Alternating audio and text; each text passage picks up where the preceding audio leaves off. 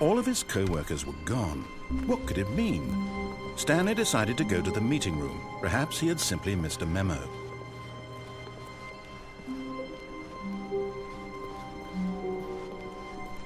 When Stanley came to a set of 2 open doors, he entered the door on his left.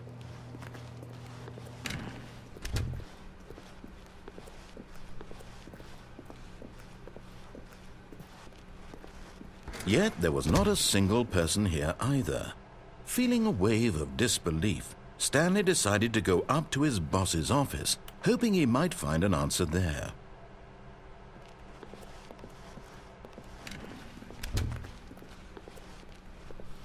Coming to a staircase, Stanley walked upstairs to his boss's office.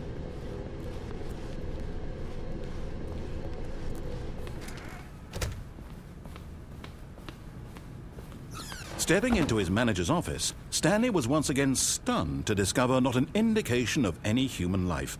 Shocked, unraveled, Stanley wondered in disbelief who orchestrated this. What dark secret was being held from him?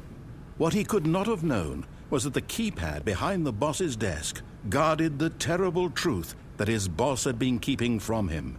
And so the boss had assigned it an extra secret PIN number, 2845.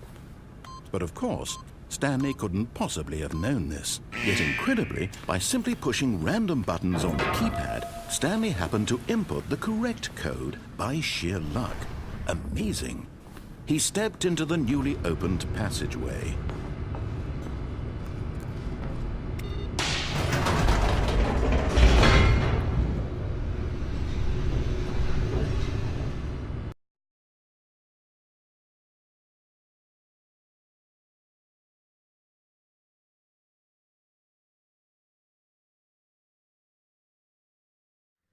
Descending deeper into the building, Stanley realized he felt a bit peculiar. It was a stirring of emotion in his chest, as though he felt more free to think for himself, to question the nature of his job. Why did he feel this now, when for years it had never occurred to him? This question would not go unanswered for long.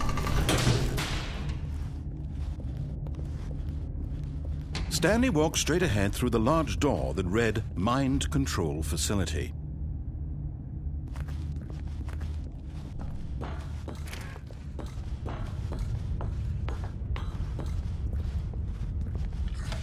The lights rose on an enormous room packed with television screens.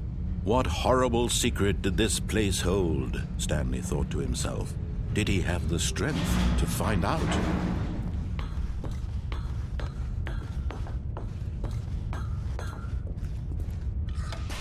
Now the monitors jumped to life, their true nature revealed. Each bore the number of an employee in the building, Stanley's co-workers. The lives of so many individuals reduced to images on a screen, and Stanley, one of them, eternally monitored in this place where freedom meant nothing.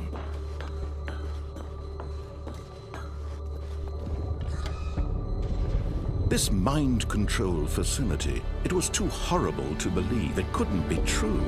Had Stanley really been under someone's control all this time? Was this the only reason he was happy with his boring job? That his emotions had been manipulated to accept it blindly? No, he refused to believe it. He couldn't accept it. His own life in someone else's control? Never! It was unthinkable, wasn't it? Was it even possible? Had he truly spent his entire life utterly blind to the world? But here was the proof, the heart of the operation. Controls labeled with emotions, happy or sad or content, walking, eating, working, all of it monitored and commanded from this very place. And as the cold reality of his past began to sink in, Stanley decided that this machinery would never again exert its terrible power over another human life.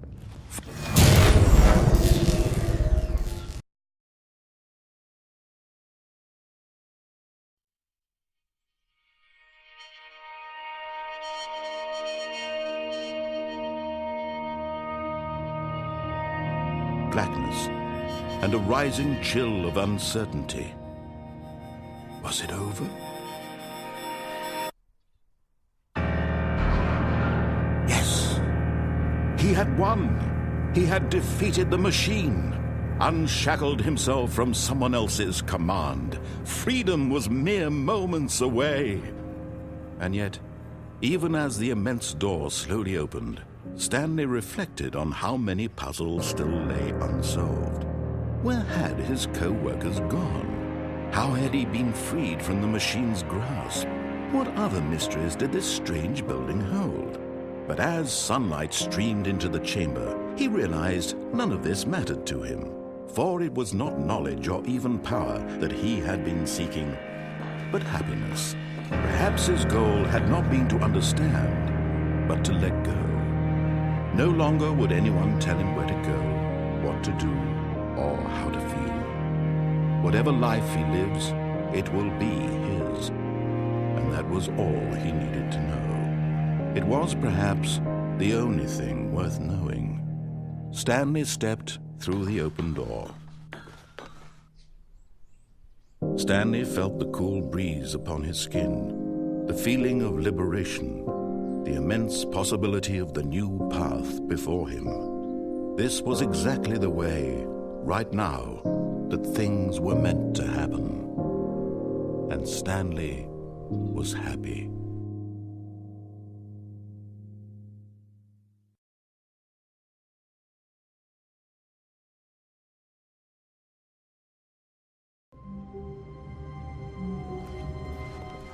All of his co-workers were gone. What could it mean? Stanley decided to go to the meeting room. Perhaps he had simply missed a memo.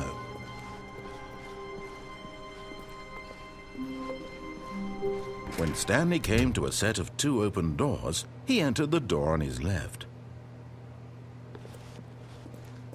This was not the correct way to the meeting room, and Stanley knew it perfectly well. Perhaps he wanted to stop by the employee lounge first, just to admire it. Ah, yes, truly a room worth admiring. It had really been worth the detour after all, just to spend a few moments here in this immaculate, beautifully constructed room. Stanley simply stood here, drinking it all in. But eager to get back to business, Stanley took the first open door on his left.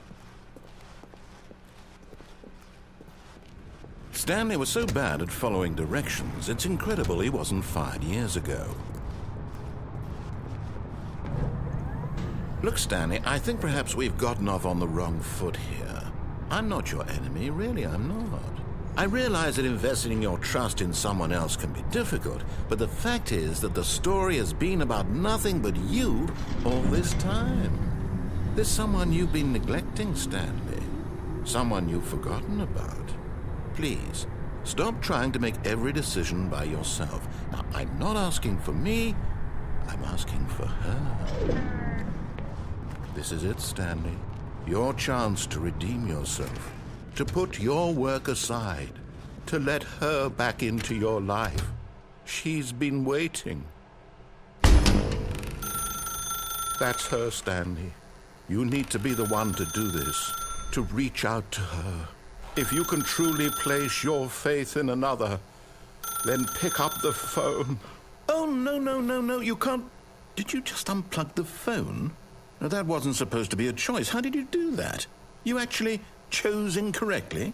I didn't even know that was possible. Let me double check. No, it's definitely here, clear as day. Stanley picks up the phone. He's taken to his apartment where he finds his wife, and the two pledge themselves to one another. Music comes in, fade to white, roll credits. Not picking up the phone is actually somehow an incorrect course of action. How is that even possible? None of these decisions were supposed to mean anything. I don't understand. How on earth are you making meaningful choices? What did you... Wait a second. Did I just see... No, that's not possible. I can't believe it. How had I not noticed it sooner? You're not Stanley. You're a real person. I can't believe I was so mistaken. This is why you've been able to make correct and incorrect choices. And to think I've been letting you run around in this game for so long. If you'd made any more wrong choices, you might have negated it entirely. It's as though you completely ignored even the most basic safety protocol for real-world decision-making. Or did you not grasp the severity of the situation? Well, I won't have that kind of risk on my watch. I'm going to stop the game for a moment so we can educate you properly on safe decision-making in the real world. Please observe this helpful instructional video. Choice. It's the best part of being a real person. But if used incorrectly, can also be the most dangerous. For example, in this scenario, a hypothetical real person named Stephen has a choice. He could spend years helping improve the quality of life for citizens of impoverished third world nations. Or he could systematically set fire to every orphan living in a 30-kilometer radius of his house. Which choice would you make? Remember that unlike here, the real world makes sense, and at no time should you make a choice that does not conform to rational logic. If you find yourself speaking with a person who does not make sense, in all likelihood, that person is not real.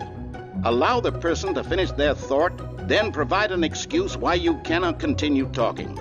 Turn to a partner and practice saying, "My goodness, is it 4:30? I'm supposed to be having a back, sack, and crack."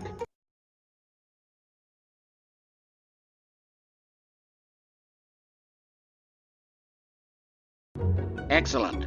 Making choices on a regular basis is the best part to a healthy decision-making process. Most medical professionals recommend making at least 8 choices per day. Do you make more than 8? Less? And finally, if you begin to wonder if your choices are actually meaningful and whether you'll ever make a significant contribution to the world, just remember that in the vast infiniteness of space, your thoughts and problems are materially insignificant, and the feeling should subside. At this time, your instructor will guide you in an exercise to test and reinforce the material covered in this video. Welcome back. You may have noticed that this room has begun to deteriorate as a result of narrative contradiction.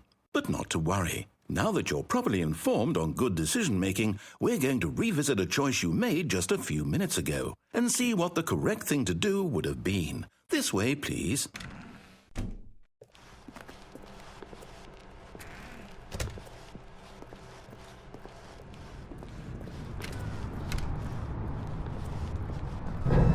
Now that we know your choices are meaningful, we can't have you jumping off the platform and dying. Imagine the main character dying senselessly halfway through the story. That story would make no sense at all. We just need to get you home as soon as possible before the narrative contradiction gets any worse. Unfortunately, it seems this place is not well equipped to deal with reality.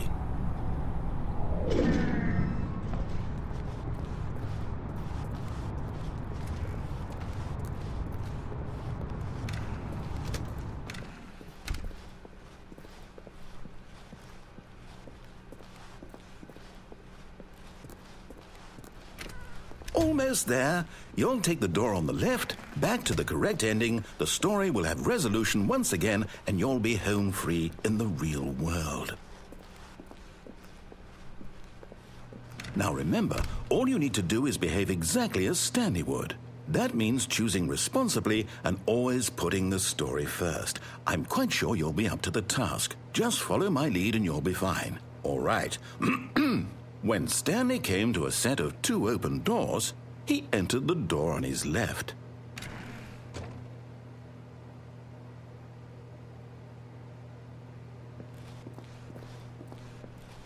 No! Why did you do that? Quickly, hurry back in the other direction. Perhaps we're not too late.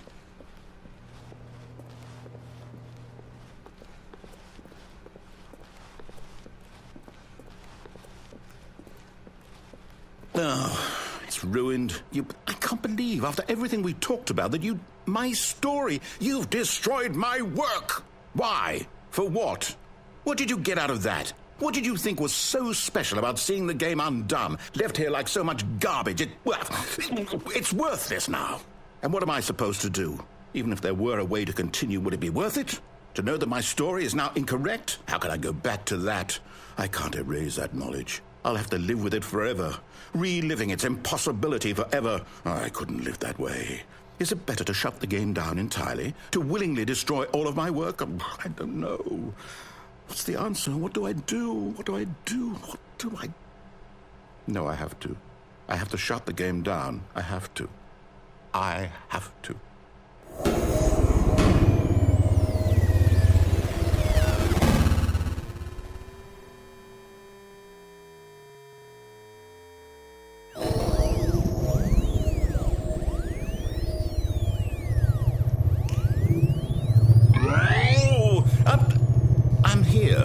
I'm still here in this pile of rubbish, with you who thought you were so clever.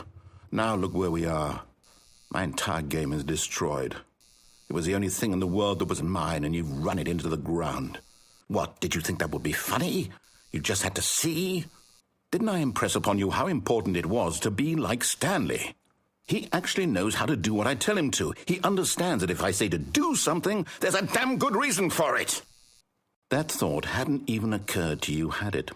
That there's a world outside of you? You're a child. Oh, my story. If you'd just gone through the door on the left, you would have seen it. There was a whole underground facility. You would have destroyed it and been victorious. It would have been so perfect. I worked so hard on it. I tried so hard. Behave exactly as Stanley would. That means choosing responsibly and always putting the story first. I'm quite sure you'll be up to the task. Just follow my lead and you'll be fine. All right.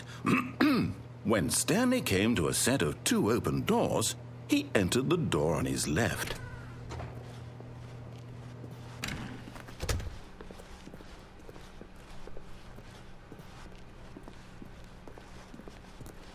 Yet there was not a single person here either. Feeling a wave of disbelief, Stanley decided to go up to his boss's office, hoping he might find an answer there. Coming to a staircase, Stanley walked upstairs to his boss's office.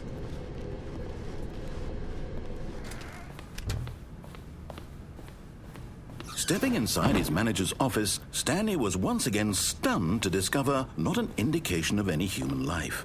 Shocked, unraveled, Stanley wondered in disbelief who orchestrated this, until he saw the door with a voice receiver next to it. Surely behind this door lay all the answers to his questions. And beyond all probability, he knew the passcode. He had seen it on his boss's computer just last week. Night Shark 115. Was this the code to open the door? Would it still work? There was only one way to find out. Stanley had been trained never to speak up, but now he would draw from within himself the courage to face the unknown. He drew a sharp breath and then spoke the code.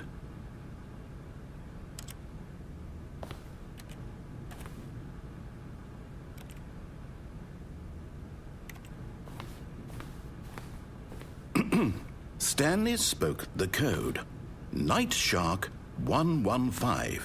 He spoke it into the receiver, right there on the wall.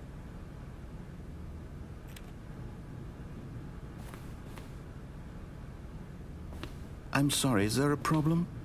You didn't mishear me, did you? Please speak the code into the receiver. Otherwise, we can't get on with the story. This is a crucial step.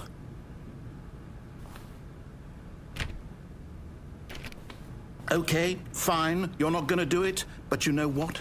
It's pretty humiliating to bring you this far, only for you to suddenly decide you have better things to do. I asked you for this one single thing, for your respect. The kind of respect Stanley shows for his choices. He knows what it means to take a story seriously. If you didn't want to see what I had to show you, then why did you come here? You had a choice, you know. You could have gone through the door on the right. You could have done whatever the hell you wanted over there. Why did you come this way? Speak. Say something to me. Explain yourself, you coward. When Stanley came to a set of 2 open doors, he entered the door on his left. Stanley? Hello? Are you... Is everything okay? Stanley, please. I need you to make a choice. I need you to walk through the door. Are you listening to me? Can you hear me? Is everything all right? Stanley, this is important. The story needs you. It needs you to make a decision. It cannot exist without you. Do you understand me?